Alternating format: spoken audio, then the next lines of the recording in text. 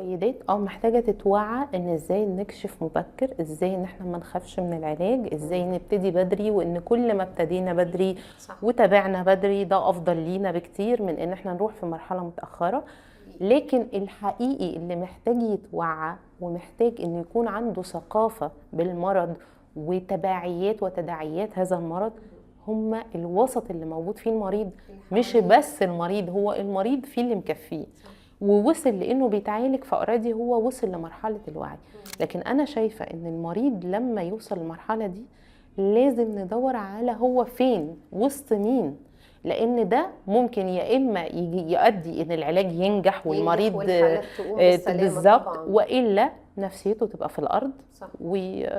ويروح مش بسبب المرض، يروح بسبب الحالة نفسيته النفسية. ومناعته. صح، ده حقيقي. احنا عاصرنا حاجات كده كتير، وعلشان كده عندنا إدارة كاملة للمتطوعين والدعم النفسي موجودة معانا.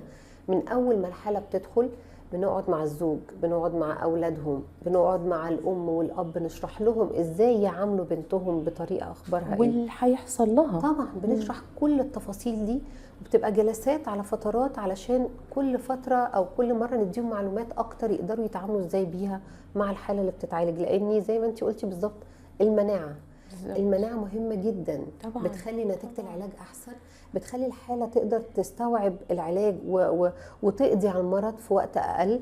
العلاج نفسه بيجيب نتيجة بسرعة جدا.